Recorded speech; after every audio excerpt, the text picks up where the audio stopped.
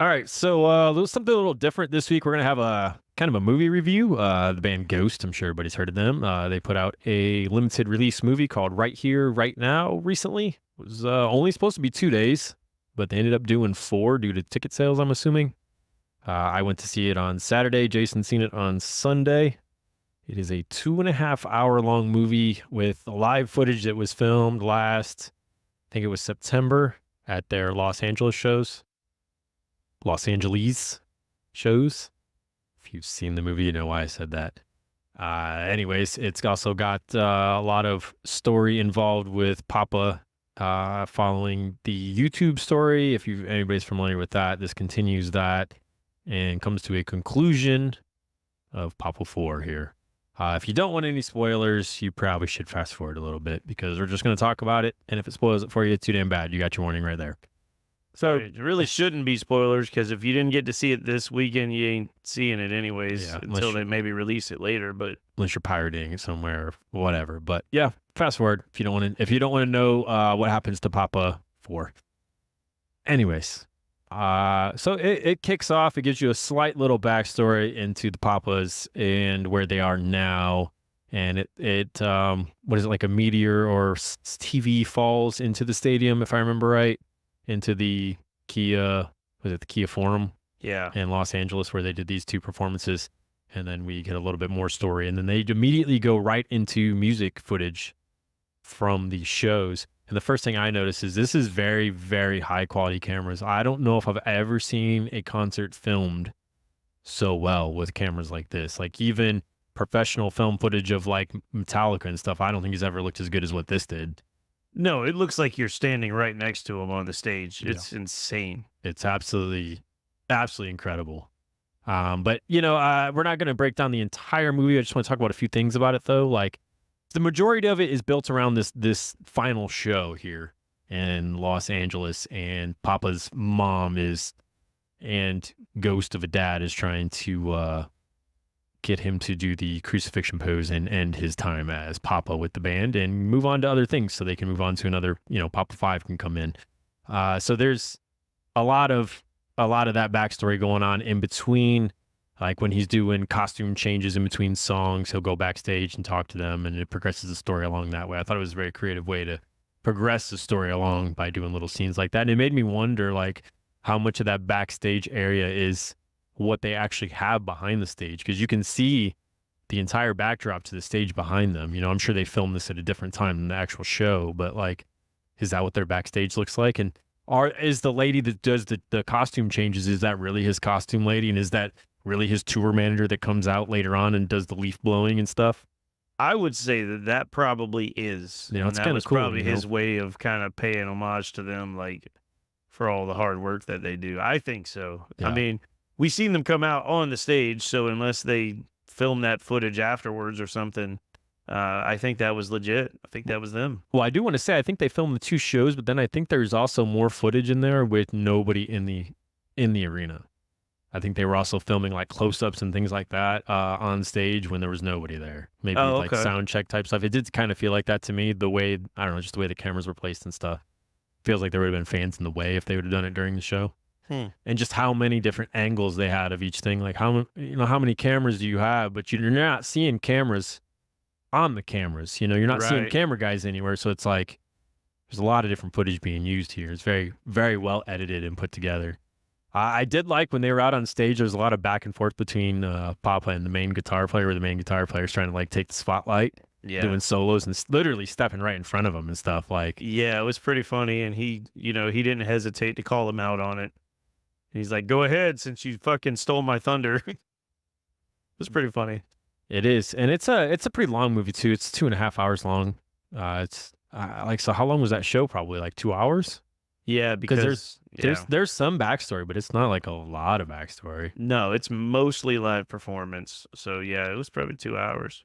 As it progresses on, and they're like drugging Papa, and he's tripping out and doing all these different things, and they're, like I said, they're trying to get him to submit to end it because it's in the mythology it's bigger than Papa. It just keeps going. So they do eventually progress to that part to where they play the final song in the encore, and Papa does the crucifixion pose and goes back to the back, and he like steps into a hot air balloon, Hot air and balloon, yeah. and you're like, well, that doesn't make sense because this is an arena with not a retractable roof. But Papa has powers, and he retracted the roof and flew off, and he becomes Father Who.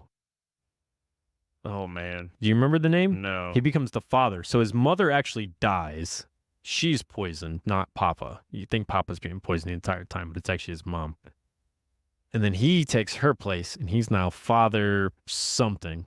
Yeah, I do not remember the name. And if you roll through all the credits, you get to the end, and they have Papa 5 come out. Well, right before he's presented, the movie cuts out. So you don't really know who it is. But I thought the whole thing was just very well done, very, very good footage, interesting. If you've never seen Ghost, it's a good way to see them. It's a very good representation of it, even though it still feels even bigger when you see it live, surprisingly enough. Like you're seeing it in theaters on these massive screens, but seeing it live, it's even bigger. I know we both seen them, so it was cool to see a lot of things we'd already seen at the live show, but then get that different perspective where it almost, like I said, it feels like you're standing on the stage watching it because the footage is so good. Some little things I noticed that were weird was like, you don't notice it when you see him live, but like his mask, Papa's mask, like, oh yeah, his mouth doesn't fucking move, but behind it looks real weird. But behind it, you can sort of see his lips move. Yeah. So it's like a partial prosthetic, and then there's like parts of it where like his eyebrows are coming through the hair. That's how like detail, or through the face paint. That's how detailed the cameras and how high def that all was. It was really cool. But one thing I noticed, did you notice the VHSs that were backstage? No, I didn't see There's that. VHS tapes that lined up together. You know how they used to put them together and they would create a word? Mm-hmm. And it said Ghost, but they were labeled 1 through 8 in Roman numerals. So do you think there's only 8 Papas? And you get to 8, it's all over? We're at 5 now, so I wouldn't be much longer. They're doing like an ICP thing on us, like there's only 6 Joker cards. And well, they continued after that. Yeah, that was so much mythology in the 90s, though. So but I mean, Ghost like, are they doing are they doing something like that? I don't know. Yeah. Like, is that foreshadowing? Could be. Everything they do seems very deliberate. Everything backstage seemed very deliberate that they did. So Kevin's a big fan of Ghost over here. Do you have any other thoughts on it though? Like, it was an interesting experience to see live. I mean, like, yeah. So one thing that I definitely wanted to mention. So there's a little bit of a backstory with his parents, and at one point they have a whole part that's animated, and it's while they're doing Mary on the Cross. Yep. So it's actually talking about his parents and kind of showing how they get together and everything. How they get together and stuff. First of all, I want to point out that it's hilarious to me that they chose to do a Scooby-Doo style animation. I was thinking Scooby-Doo when I was watching it too. I'm glad you said that. I'm glad you brought this up because I forgot about all this. It's not an accident. Tobias is very aware that people make jokes about his band being silly Scooby-Doo music. That's not lost on him. I think he very specifically chose that style of animation to show that part. And I found it hilarious. And then we also got to learn that he was conceived in a coffin. So I thought that was cool too. You're right. There's like a long chase scene of his dad chasing her. And he looks like he's straight out of like, I don't want to say the Misfits, but like. He does, yeah. It is kind of, it's the Misfits without the hair, Yep. It's really cool. Yeah, that was very cool to me. The whole experience was really cool. I wanted a little bit more of the story. I did too. So I was gonna mention that at the beginning, it tells you a little story, and then I felt like it went too quickly into the concert. Yeah, and then it was about 4 songs in a row, I think, before anything. Yeah, there's 3 or 4 for sure before you got any more story, and it was kind of like I was sitting there in that moment going, I didn't really come here just to watch a concert on a screen, and I wanted more. But you do get more as it goes along. Yeah, there could have been even more to make it even better. I think so too. But there were some other cool moments. There was a moment where Papa's he messed up his shoe on the stage, because if you look at what he's walking on, it's basically grating, and I think they do it that way so that the lighting can come up underneath their feet and stuff. But he messed up his shoe, and he asked for, Justin mentioned his assistant, a apparently whoever's in charge of his wardrobe and stuff Yeah. to bring another pair of shoes on the stage. And she actually comes out and puts the shoes on his feet.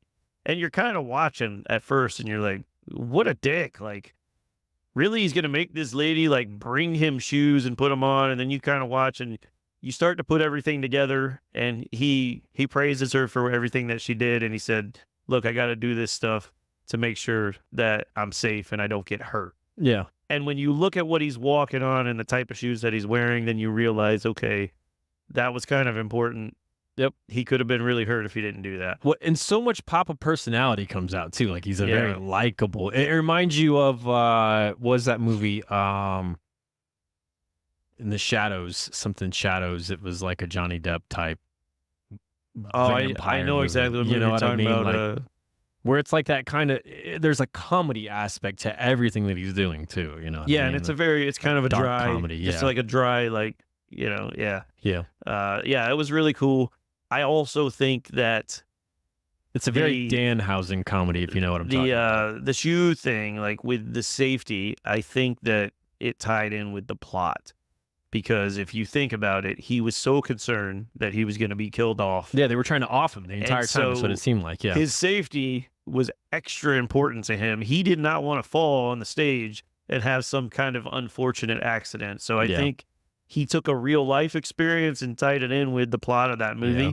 And I think that was pretty neat. So I guess I kind of glossed over that. Like the entire time he's trying to convince them, like, this is the biggest era of Ghost ever. I'm doing great. Why are you going to kill me off? And they're trying to explain to him why. It's just time for him to go. So yeah, very well done though. It is. It's very well done. I would recommend everybody going and watching it, but you missed your chance. If you're listening to this, it's already over. I'm sure it'll get released on streaming somewhere at some point. Yeah, and they're probably going to end up selling it. Yeah, selling a special edition. Definitely go check it out. And if you haven't already and you are a Ghost fan, go check out their YouTube. There's all kinds of cool stuff. And what I'll say is I hope this opens the door for other things. Like if you're watching our YouTube right now, this band right behind us right here, Iceland Kills, wants to do a horror movie. I mean, they do a lot of YouTube stuff too, and all their videos, all their music videos are kind of tied together a little in one way or another. Like, I hope they get a chance, you know, and other bands, like, it'd be really cool to see, you know.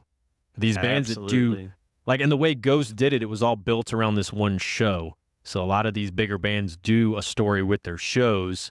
They could elaborate on it even more and do movies out of it. It'd be a really cool thing. So absolutely, hopefully it's opening the door.